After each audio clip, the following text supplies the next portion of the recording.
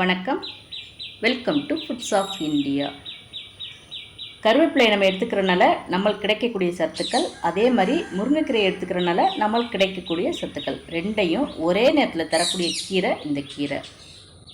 குழந்தைங்களோட எலும்பு வளர்ச்சிக்கும் உதவும், வயசானவங்களை எலும்பு தேய்மானத்திலேருந்தும் பாதுகாக்கும், இரத்த சோகை போக்கக்கூடியது, தாய்ப்பால் அதிகமாக சுரக்கும். விட்டமின் குறைபாடு உள்ள குழந்தைகளுக்கு நீங்கள் மாத்திரைக்கு பதிலாக இந்த கீரையை தாராளமாக கொடுக்கலாம். Vitamin A, B, C, K எல்லாமே இந்த கீரையில் இருக்குது. அதே மாதிரி அயோடின், கால்சியம், மக்னீசியம் எல்லாமே அதிகமாக இருக்குது. இந்த கீரையில் இரும்பு சத்து அதிகம் இருக்கிறதுனால இரத்த சோகையை குணமாக்கும், ஹீமோகுளோபின் அளவு அதிகரிக்கும்.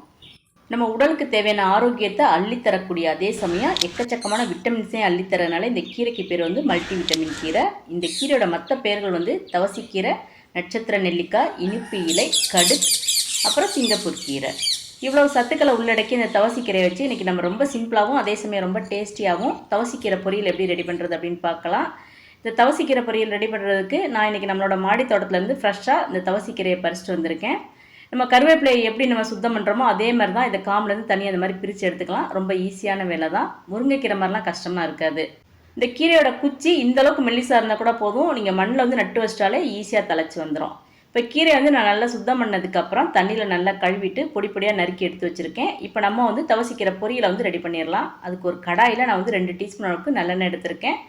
பொதுவாக கீரைகள் அப்படின்னாவே நம்ம நல்லெண்ணெய் சேர்த்துக்கிறது ரொம்ப நல்லது. இப்போ எண்ணெய் நல்லா சூடானதுக்கப்புறம் 1/2 டீஸ்பூன் கடுகு, 1/2 டீஸ்பூன் உளுந்தம்பருப்பு சேர்த்துருக்கேன். கடுகு நல்லா பொரிஞ்சதுக்கப்புறம் 3 மிளகாத்தில் இந்த மாதிரி கிள்ளி சேர்த்தாச்சு.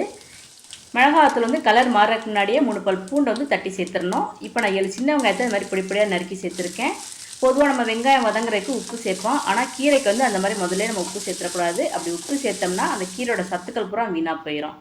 இப்போ வெங்காயம் நல்ல இந்த மாதிரி கண்ணாடி பதம் வந்தோடனே நான் 1/4 கிளாஸ் அளவுக்கு தண்ணி சேர்த்துக்கிறேன்.